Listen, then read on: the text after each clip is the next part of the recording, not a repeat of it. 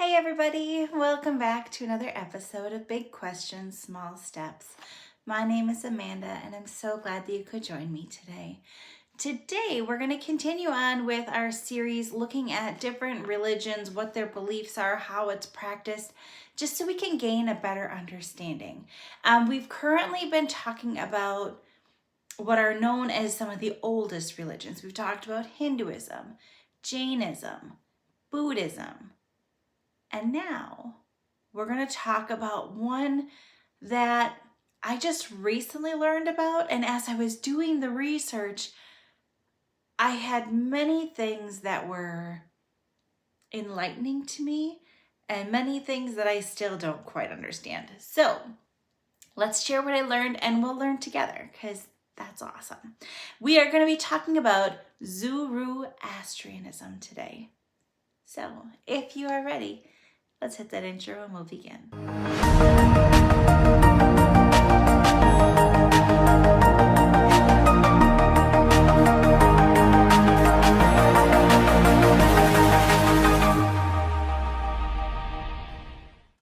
So, Zoroastrianism.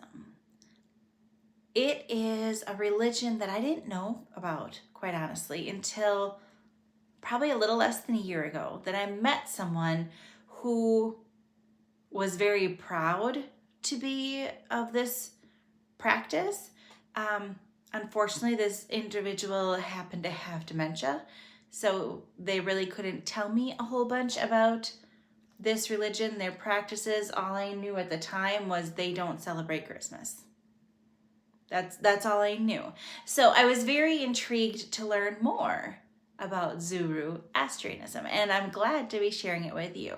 Now, I have to admit that there are some things in my learning process that intrigued me, and there were some things that I still am rather confused about. So I'm going to share everything to the best of my ability, but there are some things that I couldn't comprehend what I was researching. So I recorded as best I could, and perhaps together we can reach a new level of understanding. So let's start at the beginning. We're going to be focusing on those questions again. So how did it start? What does it believe? And then how do they worship, including the celebrations or holidays? And then also, what's the conversion process like? And then are there any divides within the group, and why did those divides happen? So let's start at the beginning. This group, Zoroastrianism, started by one man named Zoroastrian, more commonly known as Zoroastrian. Now, it started sometime during his life. They don't know exactly when, but they know like in a chain of events when happened. They couldn't pinpoint exactly what year it started when he had this belief. Okay, but it was sometime between the 10th and 5th century BCE.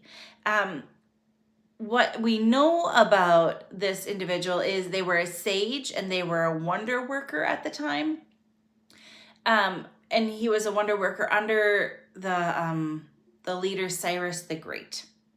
Okay, so this occurred over in what is today Iran and India, in that region. Okay, it was more commonly known as Persia at that time. So in his lifespan, he apparently had this vision. He got this vision that was telling him to correct the errors of polytheism, or having multiple gods, which was very common in that area.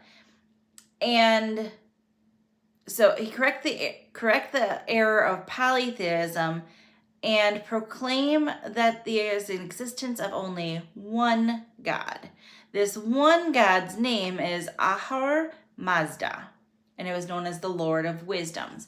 So this faith practice, this religion, whatever you would like to call it, what they say is they try to make a compromise between the Abrahamic religions like Judaism and Christianity. So there were a bunch of different pulls at this time in this area, and at one time, the area that they were in, because it's very centralized. There's a few people outside of common day Iran and India who practice Zoroastrianism, but not very many. So at one time, that area, the state religion was Zoroastrianism.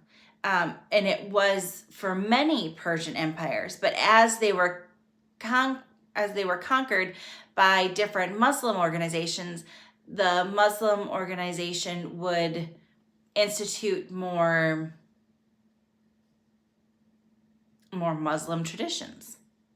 So, and they would discard more of the Zoroastrianism traditions. So there was a separation there. So those that were true to the beliefs, and they were smaller and smaller and smaller in number. And we'll talk about the reason that there's currently worldwide only 200,000 followers. Not very much. And that number is decreasing. And we'll talk about that. So their main belief is that there is one supreme God, also known as Lord of Wisdom or Wisdom Lord. That's Ahura Mazda. And they believe that that individual created the world, and they're represented by fire. They believe that the fire is God's light or God's wisdom. Okay, so fire is a big deal. They also believe in a trinity of sorts. And this one I kind of struggled with for a while because I was trying to relate it to Christianity's version of the Trinity. So Christianity's version of the Trinity was Father, Son, and the Holy Spirit. That Trinity doesn't relate in Zoroastrianism. I had to eventually, after trying to make it work, it doesn't work. Just go with it. So there is Aha Mazda, and they are God, the wise Lord. And then there are two spirits, okay? These spirits represent a main belief of the dualistic measures. So they believe that everything has a balance. So there's angels and there's demons. There's order and there's chaos. That's part of Zoroastrianism. So there is also the twins, as they call them. There is one who is known as the beautiful and Holy Spirit. And there's the other one who is the destructive or the opposing spirit. Okay. Now they have names. Absolutely they do. Am I going to butcher them? I will. Not out of disrespect by any means, but I am not fluent in this language. So Spenta Minu is the beautiful or Holy Spirit, and Angra Minu is the other one. Okay, so Minu, I'm guessing, means twin because they're both twins, would be my presumption. So they're representing that dualistic portion. So again, Zoroastrianism is big into, they were taking parts of Christianity that they liked. They were taking parts of Judaism that they liked. They took even a couple of parts of the Islamic faith and inserted that into what they liked, how this vision that Zoroaster received was supposed to correct that polytheistic and that existence of only one God and all these different understandings. It was trying to kind of blend everything together. So there is the form of the wise Lord, the twins. That's the Trinity, okay, in Zoroastrianism. They are very strong believers in angels. They view angels not quite as Christians do. They view angels as helpers. They don't believe that they are interceptors and they communicate with God or they communicate with the twins. They believe they are helpers, okay? So there is Vashti Mena, and that's the good knowledge angel. Good mind angel. They help with wisdom and illumination and love, and they are over the entire animal kingdom, okay? There's another angel, Ashavashta, known as the highest truth angel. They help others to understand the cosmos and the universe, and they help understand with idealistic views. They are represented again by fire, because fire is also where the wise Lord is. They know all, and they believe it because the cosmos are kind of more out there, and the idealistic view is more of the God's view. So they are represented by fire as well. There's another one. I'm going to stop butchering their names, and I'm just going to tell you what they're like. There's one that is talking about the desirable domain. So they help with strength and power in actions, okay? They guide the good mind, and they guide the highest truth. So having the power and determination to follow through with your good choices, that's all part of that one angel's domain. Okay, another one is the beautiful and holy devotion. I know, kind of seems weird that there would be an angel about your beautiful and holy devotion, but that's what they'd have. This angel, they believe, helps you be more pious and helps strengthen your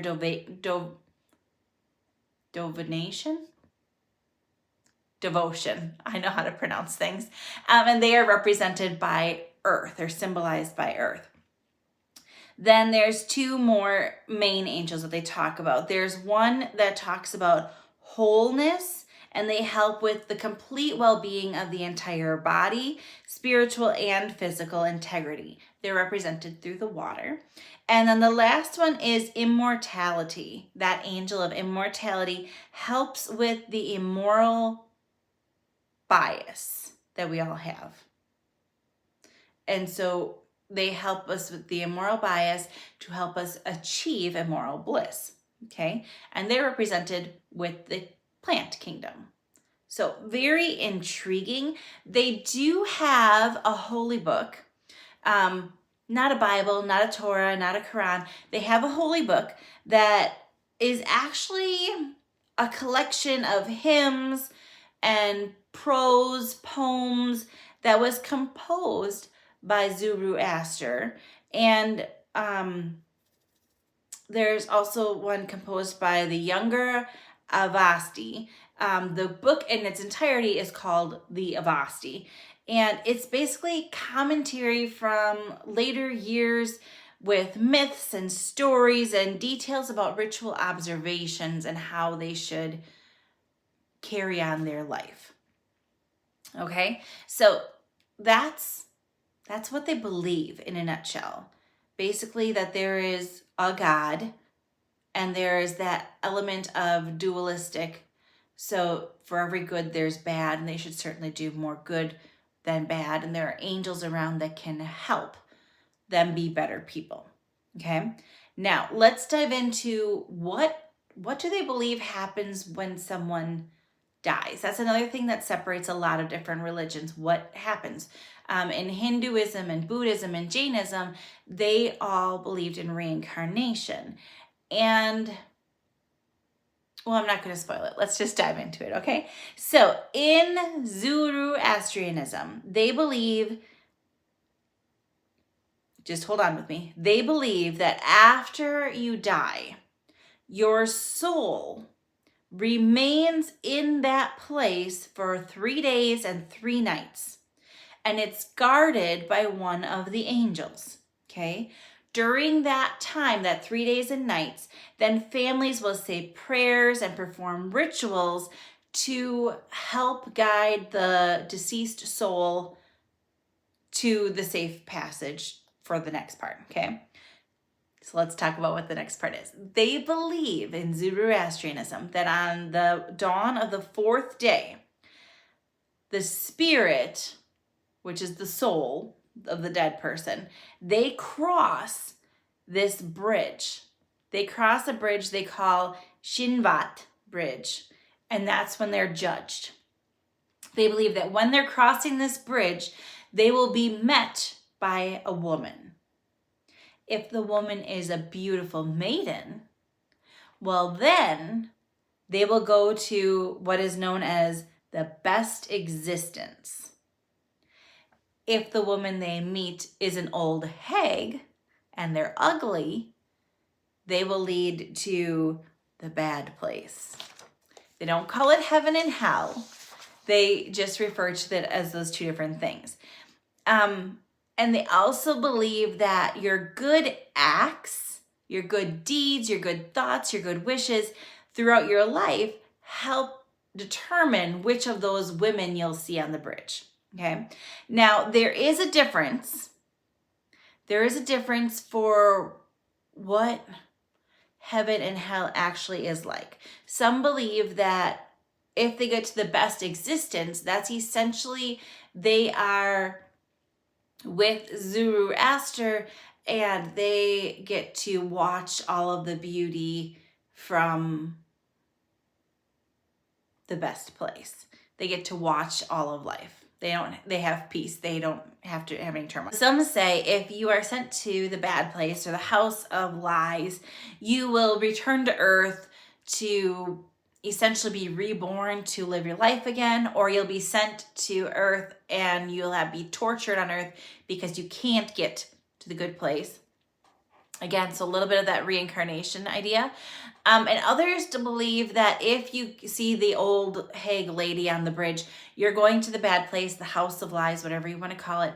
And they believe it's like a stinky, narrow, deep pit with monsters, giant monsters, sorry. And in my head, that just seems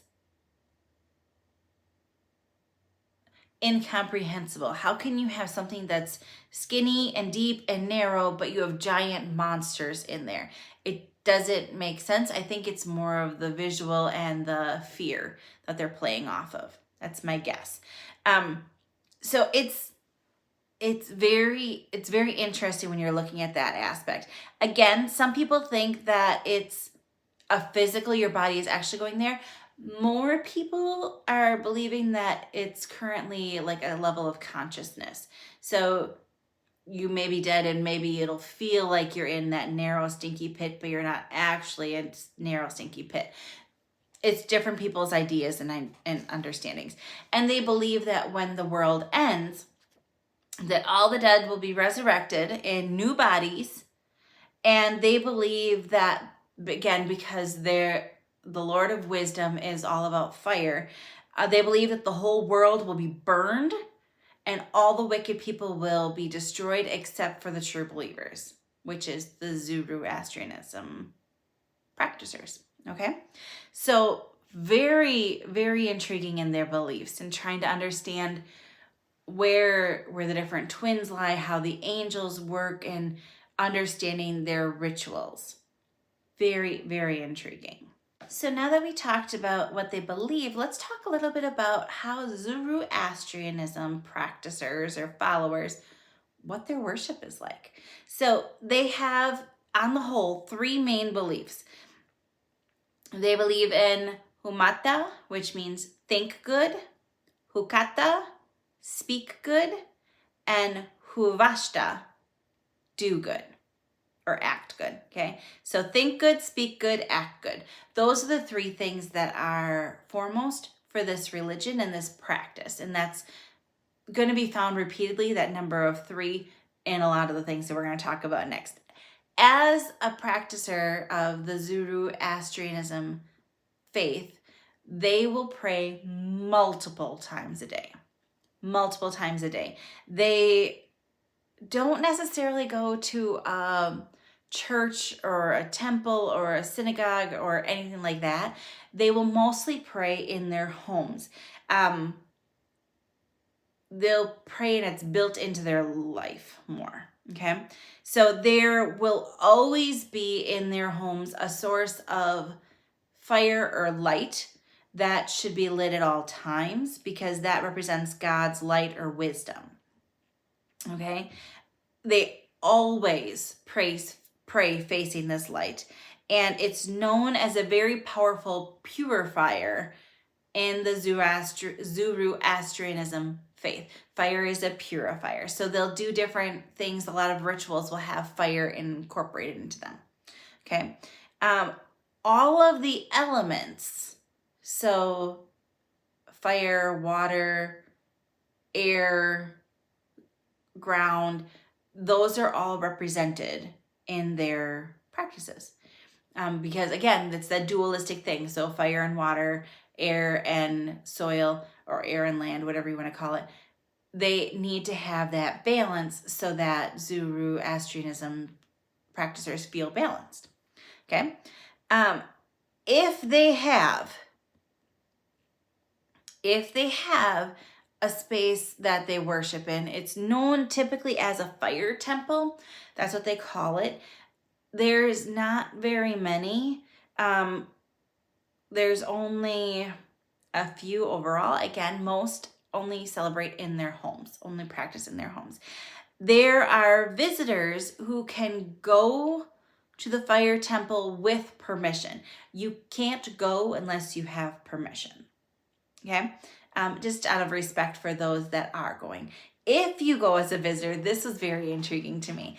You bring a gift or donation of wood for the fire out of respect. It is then taken by a priest who's wearing a mask, and they put it on the fire. You then receive a blessing, and you get ashes from the fire for yourself. Now, they're wearing a mask not because they have some disease or anything. They wear a mask so that they protect the fire from being desecrated by their breath. So that just seems like a very high level of respect to me. It seemed a bit strange. I had to dig into that a little bit more on why this priest is wearing a mask. And just in case you're wondering, there's not necessarily a special way to become a priest. It's just you have had more time in the practice in the faith. That's all. That's all. And again, most people don't worship in a fire temple. They worship in their homes. So that's what they do. There is a very important artifact for all people who practice Zoroastrianism.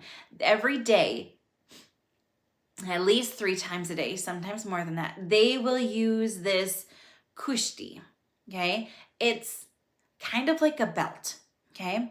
It is wrapped around a person's waist 3 times. Again, going back to those 3 main beliefs, so the think good, speak good, act good. Okay? Wrapped around your waist 3 times. You're going to tie it in the front and back with a double knot. Okay? So front once, twice, back, double knot. Okay? The ends need to hang in the back, kind of like a tail. And on the end of the tails, there's going to be a tassel, 2 tassels, 1 on each string. The string itself is 72 thin white woolen threads. 72 is important because it represents the 72 chapters of Vasha in the Avesta, the holy book. Okay? The 3 tassels that are on this kushti represent the 24, each tassel has 24 threads, which represent the chapters in the Vespari. So it's another portion of the holy book for them. Okay. So a total of 6 tassels, 3 on each strand, represent the different feasts that Zoroastrianism has. Okay. So failure to wear this kushti is a sin.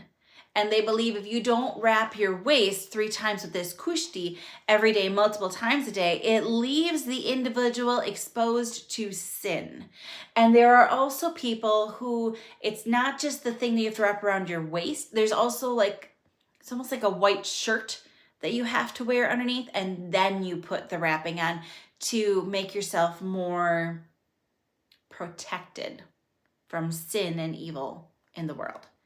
Very, very intriguing.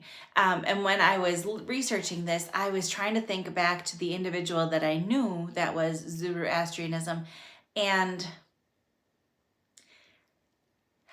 I don't recall if he ever had like a belt of any sort on. Now, I don't know if that was because he was an elderly gentleman or if maybe he didn't wear that. But in my research, all people who practice Zoroastrianism wear this. Like it is a crucial part of them.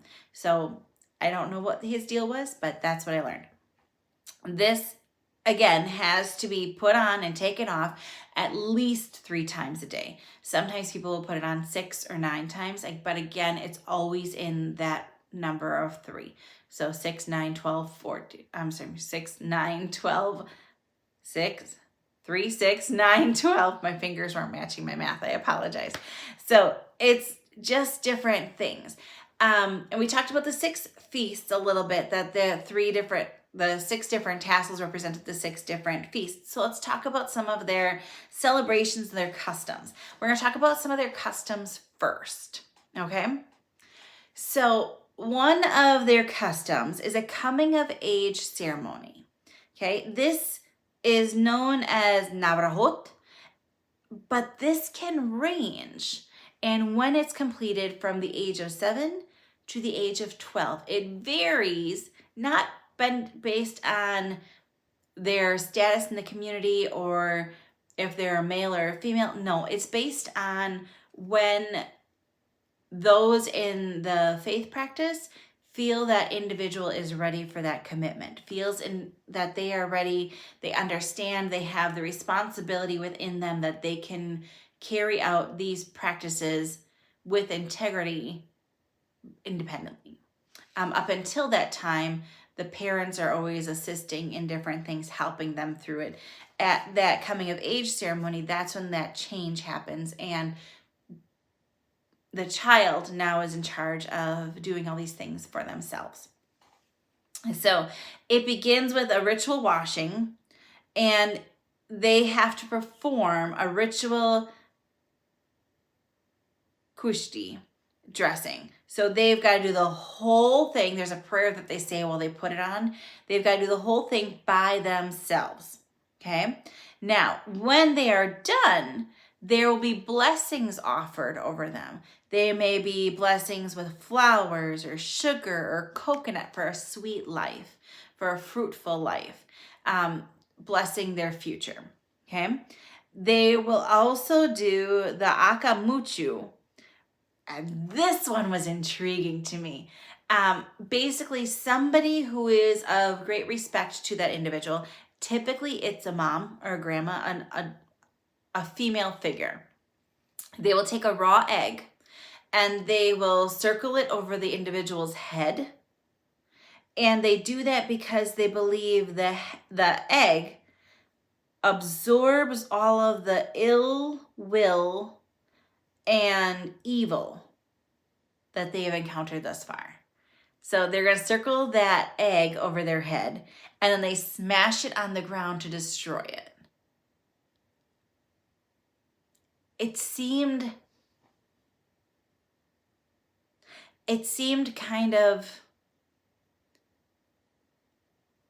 odd to me that an egg would have this power. They eat eggs in their normal life, so that just kind of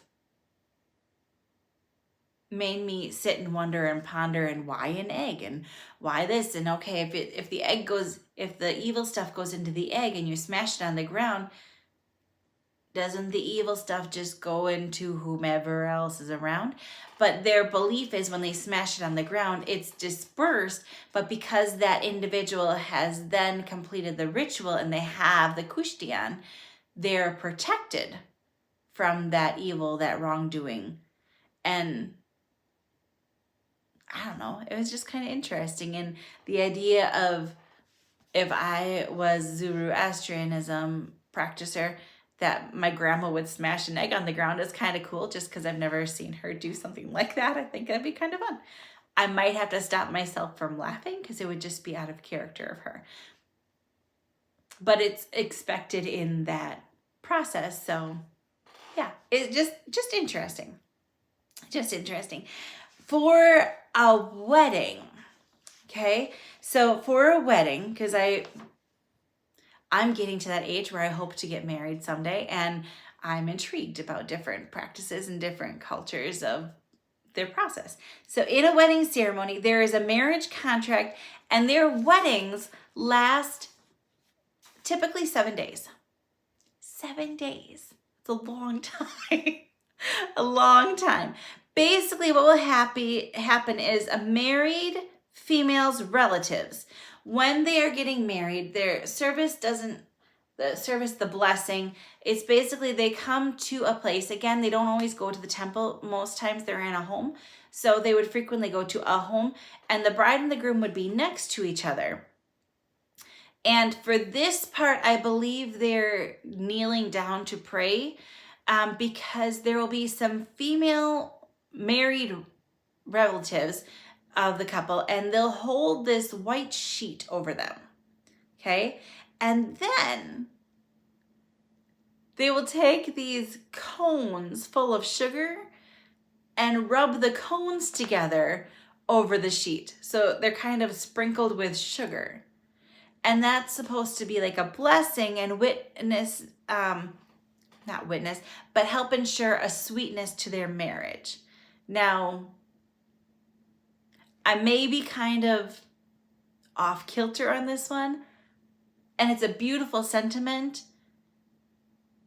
but if I just spent a lot of money on my beautiful dress and getting my makeup done and doing my hair, and then you put sugar on me, that's gonna itch, and I'm not gonna be very happy. I'm just, like, I think it's great sentiment. I don't know that I would love people to throw sugar at me. That's gonna cause problems, I think. After the sugaring ceremony is completed, what the relatives will do is they will take the ends and they will tie them together of the scarf to symbolize the unity. And some people will take that scarf with the sugaring and they will take that home and they'll bury it in their home, like right outside their home. Some will take that and do an offering and throw that into the fire to the God of wisdom or the Lord of wisdom. So different people do different things with the scarf, but they tie the scarf in the ceremony to symbolize unity. That was interesting. Now, we talked a little bit about what happens when a person dies with their soul, about getting to the next life. There's also a practice when they die with the body. So they talked about what happens to the soul, but with the body, this one was intriguing to me. They are not buried. They are not cremated. They are not embalmed. Most times what they're supposed to do is you'll be wrapped in a shroud or like a cloth, and you're supposed to be, the body is supposed to be taken to the Tower of Silence. Okay, it's a circular structure built in Mumbai, India. There's only one in the entire world. So if you happen to pass in Wisconsin, your body is supposed to go to this Tower of Silence. And it is here, and here alone, where your body is laid in the sun. And vultures are supposed to devour your body.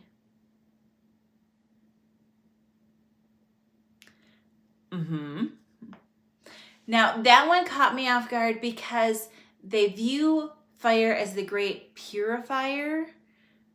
So I kind of anticipated that they would cremate the body in some way, shape, or form.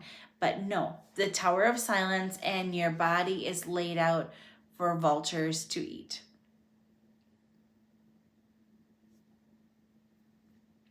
And I believe in my research, the vultures eating your body was better because then the vultures consumed the sin that you created so that it wouldn't follow you into wherever you were going. If you were going to the good place or the best existence, or if you were going into the bad place. Intriguing. It's not something I anticipated by any means, and I did more research on that because I wanted to know more, quite honestly.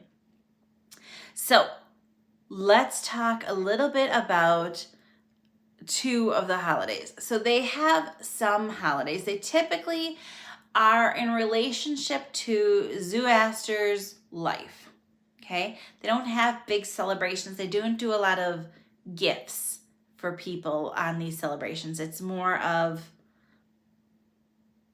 a celebration feast together type thing. Okay? So their big one is Nowruz, and this celebrates Zoroaster's birth. Okay? On this day, there's a lot of prayer and there's a lot of celebration. This one's like the biggest celebration one for Zoroastrianism. There will be a fire pit, and at least at one point, there will be people who jump over the fire. That's important. Again, fire is the great purifier for them. So they believe that when they jump over the fire, all of the ill things, the bad experiences from the prior year are purged. Everything is burnt away and you're clean and free for the next year. Okay? That's a huge part of Nowruz. The other part is the Haft-Seen table. So on the Haft-Seen table, there are specific things that will be listed, that will be placed there. And it's supposed to remind you of what was and what is to come to help you refocus. So there will be vinegar, and that's to remind you of age and patience that comes with it. Okay? There will also be a coin, and that's to remind you of wealth and prosperity, hoping to bring in that wealth and prosperity in the new year. Then there will be some garlic for good health. There will be some apples for health and natural beauty. There will be some wheat. Wheat for rebirth, renewal, and good fortune. I would have thought it would have been a different thing, but it's wheat. The next one is something that I don't even know what it would be, but it's called a wheat pudding. All I can picture is like a rice pudding, and I don't think that would taste good, but that's just me. That is supposed to bring on wealth, fertility, and sweetness for life. And then you have berries. And that berries is supposed to be sunrise and the celebration of the new day, the new year. And then there may, depending on your celebration, there may be a mirror to look back and reflect on the previous year.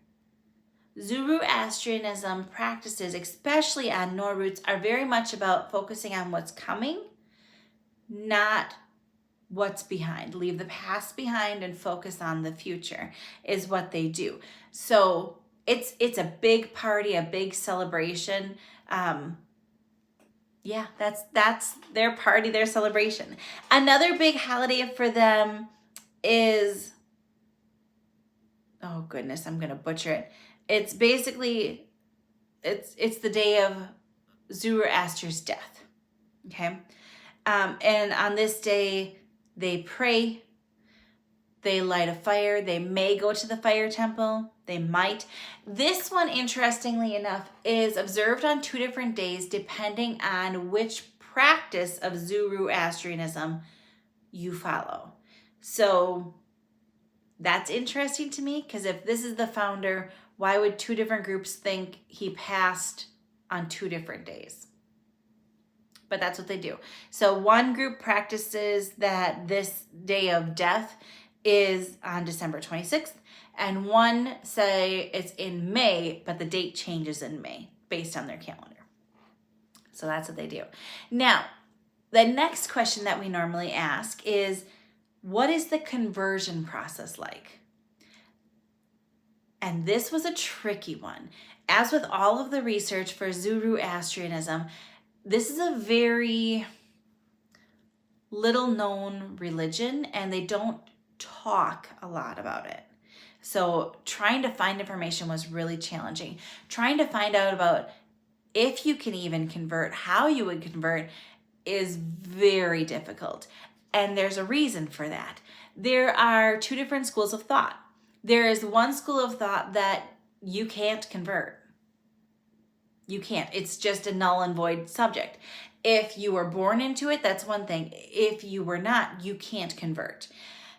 Now, if you recall, there's currently only 200,000 practicing members worldwide. And that number is going down because members are passing away. And if you can't convert, the numbers only go one way. Now, if a person is born into the faith, say it's a woman, they're born into the faith, okay? And they marry somebody from outside the Zoroastrianism faith. The woman can still be Zoroastrianism. The spouse cannot. The kids cannot. They're not allowed. If it's a man and the man marries outside the Zoroastrianism faith, the man can, the spouse cannot, and the kids can. Depending on the group that you're part of. There are some that have started to explore the idea of welcoming converts, particularly like the spouses, so that the Zoroastrianism faith can continue. Otherwise, eventually, it's going to die out because there's so many restrictions on who can be part of it. It was very, very interesting when I read that. Very interesting. And then the last one that I looked at was, are there any divides? Like I said, they practiced the mourning day of death for Zoroaster when he died on 2 different days. And there's different thoughts on conversion and different things like that. There are 2 main groups. There are the Iranians and there are the Parsi, okay? And that's basically based on the divide. So where they were when the Muslim groups came in and conquered, if they stayed, they're part of the Iranians. It's typically in the now Iran, okay? And they believe that yes, you can convert. There's no set process. There's no set thing to do. But essentially, they say, yes, we'll entertain it. We'll figure it out how, when we meet that individual, okay? If you were Parsi, that means when the Muslim countries came in and they conquered the area, they fled. They fled and they went away. They fled to different areas that were taken over by Islamic radicals, okay? They're now in India and Pakistan, most common, okay? They do not believe that you can convert because they believe that there was a promise made to Hindi Saga that said they wouldn't have any conversions. They believe that that was a promise made by Zoroaster at the very beginning. Again, the Iranians say, well, that promise doesn't pertain to us. It was at that time. It's just a difference of opinion. This was a very interesting one for me to do. I'm very puzzled by some of the things that they do. I want to learn more. I wish the gentleman that I happen to know that was Zoroastrianism practicer, I wish he would be able to tell me more about it. But unfortunately, like I said, he has dementia and he can't really relay anything else about that. But very, very intriguing indeed. Very intriguing indeed. Thank you so much for joining me today. If you found today's presentation helpful, informative, if you liked me butchering all the words, unfortunately, please go ahead and give me a thumbs up for this video and subscribe to our channel so you can see our next presentation that we're going to push out soon. The next one, I believe, is another Asian-based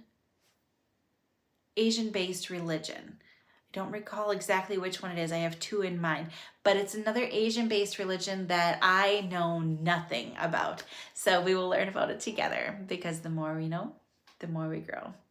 And I love learning with you. Thanks so much for joining me. Until the next time, take care.